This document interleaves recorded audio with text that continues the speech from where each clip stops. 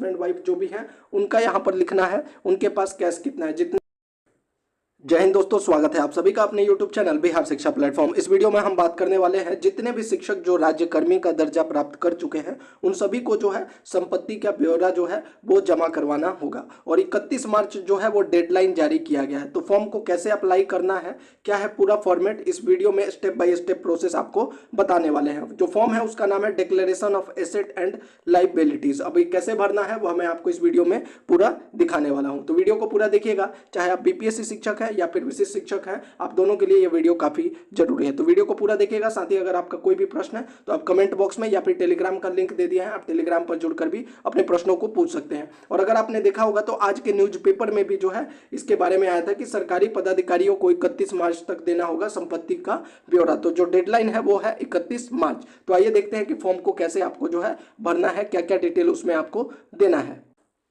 तो आप स्क्रीन पर देख पा रहे होंगे आपका जो फॉर्म होगा वो इस प्रकार से होगा और इसमें आपको क्या क्या भरना है। सबसे पहले यहाँ पर जो ईयर है इसमें आपको भरना है 2024-25, ठीक है। 2024 से लेकर 2025 तक का हम दे रहे हैं। आई के बाद यहाँ पर आपको अपना नाम लिखना है, सन डॉटर वाइफ ऑफ, यहाँ पर जो है अपने यहाँ पर जो है पिता का नाम लिखना है। उसके बाद यहाँ पर आपको अपना एज लिखना है, ईयर्स बिलोंगिंग टू में यहाँ पर लिखना है बिहार गवर्नमेंट सर्विस, यहाँ पर लिखना है आपको बिलोंगिंग टू में Bihar government service and presently working as क्या है तो आपको यहाँ पर लिखना है स्कूल टीचर।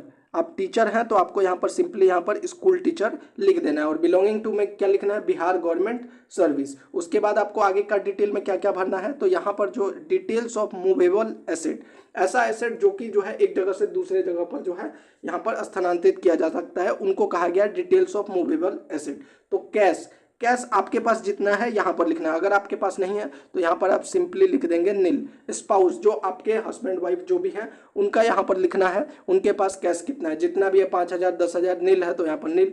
डिपेंडेंट 1 2 3 जो भी हैं वहाँ पर भी यहाँ पर लिखना है। अगर है तो वो अमाउंट लिखना है, नहीं है तो सिंपली आप नील लिख सकते हैं।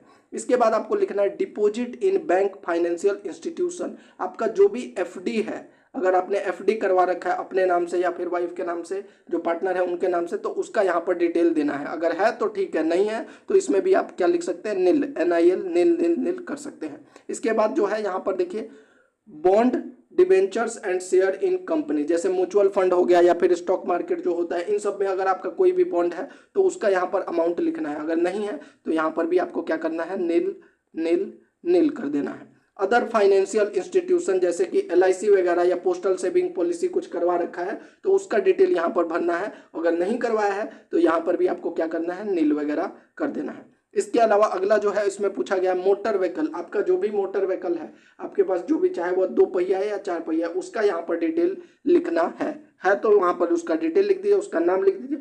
नहीं है तो उसको आप नील करके आगे छोड़ सकते हैं। ज्वेलरी जो है यहाँ पर ज्वेलरी का वेट एंड वैल्यू, जैसे मान लीजिए अगर आपके पास 5 ग्राम का है तो 5 ग्राम, उसका अभी वर्तमान में कितना वैल्यू है मार्केट में वो अमाउंट यहाँ पर लिख देना है।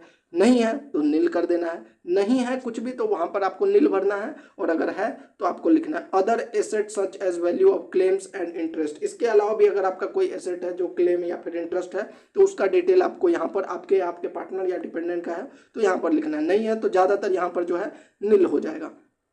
आगे क्या भरना है इसमें, डिटेल्स ऑफ इमूवेबल। पहला क्या था, मूवेबल, अब क्या है इमूवेबल, यानी जिसको जो है स्थानांतरित नहीं किया जा सकता। वो क्या क्या हो जाता है, वो आपका लैंड हो जाता है। जैसे एग्रीकल्चरल लैंड अगर है तो उसका आपके नाम से है तभी आपको लिखना है। अगर आपके फादर के नाम से तो यहाँ पर लिखने की जरूरत नहीं है, नील कर सकते हैं। आपके नाम से जो भी है या फिर पार्टनर के नाम से, उसको यहाँ पर आपको दर्ज करना है। इसके अलावा नॉन एग्रीकल्चरल लैंड, जो खेती के अलावा नॉन एग्रीकल्चरल लैंड है, उसका भी डिटेल आपको देना है तो यहाँ पर डिटेल भर दीजिए। उस डिटेल में क्या क्या लिखना है, लोकेशन कहाँ पे है, survey number, extent, total measurement लिखना है और उसका मार्केट वैल्यू अभी कितना है वह भी आपको यहाँ पर लिखना है। अब एग्जैक्ट तो आप नहीं बता सकते, फिर भी जो उसका मार्केट वैल्यू, जैसे कि रोड साइड होता है अगर जमीन तो ज़्यादा वैल्यू रहता है, अगर गांव में बहुत ज़्यादा दूर दराज इलाके में तो कम वैल्यू। तो एक एग्जैक्ट वैल्यू नहीं, फिर भी अप्रोक्सीमेट वैल्यू यहाँ पर आपको देना है। इसके अलावा building, commercial and residential location, अगर आपका नाम से कोई कमर्शियल एंड रेजिडेंशियल लोकेशन में कोई आपका बिल्डिंग वगैरह है तो उसका यहाँ पर डिटेल देना है।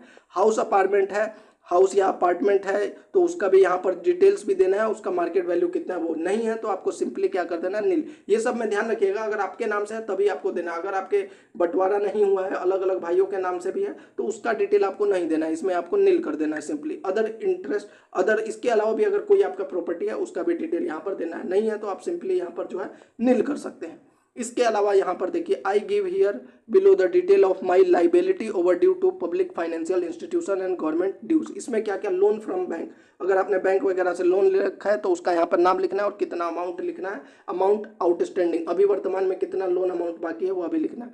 लोन फ्रॉम फाइनेंशियल इंस्टीट्यूशन, अगर और कहीं से आपने लोन लिया हुआ है तो उसका यहाँ पर डिटेल और कितना अमाउंट है।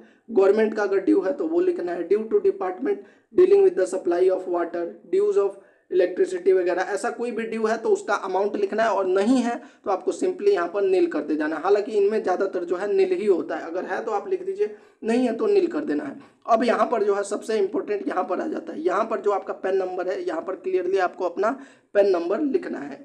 यहाँ पर मैं आपको दिखा देता हूँ, यहाँ पर जो है आपको अपना पेन डिटेल देना है, यहाँ पर आपको अपना पेन नंबर लिखना है। इसके बाद जो है यहाँ पर जो भी आपको नील नील करके भर देना है, आपको सिर्फ यहाँ पर जो है अपना पेन नंबर का डिटेल लिखना है, बाकी सब में आपको नील कर देना है। इसके अलावा जो पर्सनल डिटेल है, पर्सनल डिटेल में आपको जो है आपको अपना प्रान नंबर यहाँ पर देना होगा, जो प्रान नंबर जनरेट किया होगा एनपीएस अकाउंट के लिए वो प्रान नंबर आपको यहाँ भर देना है। उसके बाद जेंडर, यहाँ पर डेट ऑफ बर्थ डालना है। क्लास ग्रुप में जो है ABC में से आप कौन से ग्रुप में आते हैं, स्कूल टीचर C ग्रुप में आते हैं, और यहाँ पर जो है सिंपली आपको लिख देना है कैडर में बिहार गवर्नमेंट सर्विस। उसके बाद होम डिस्ट्रिक्ट में यहाँ पर, या फिर आप यहाँ पर स्कूल टीचर भी लिख सकते हैं। I here by declare that the above details are true to the best of my knowledge and believe. यहाँ पर signature, name of employ, designation क्या है, स्कूल टीचर है, डिपार्टमेंट क्या है, एजुकेशन डिपार्टमेंट। कैडर में आपको जो है बिहार गवर्नमेंट सर्विस करके आप लिख सकते हैं। प्लेस और डेट यहाँ पर फिल करके जो है आपको यहाँ पर जमा कर देना। ध्यान क्या रखना है, ये जो भी है ऐसा नहीं कि आपको इस फॉर्म को जो है प्रिंट लेकर पेन से नहीं भरना है, ये सभी चीजों को जो है यहाँ पर क्लियरली लिखा हुआ है। Please sign each page of the declaration, asset declaration from must be in A4 size white paper with computer type. इन सभी को आपको टाइप करना है, चाहे आप लैपटॉप में कीजिए या फिर आप टैब में कीजिए या फिर आप साइबर कैफे पर जाकर टाइप करवाइए। उसके बाद उसके प्रिंट पर आपको जो है सिग्नेचर करना है। तो सभी चीज़ों को जो है आपको टाइप करना है, पेन से नहीं भरना है। तो ये था आपका जो यहाँ पर जो आपको ब्यौरा देना था संपत्ति का, declaration of asset and liabilities. अभी भी अगर आपका कोई प्रश्न है तो आप कमेंट बॉक्स में पूछ सकते हैं।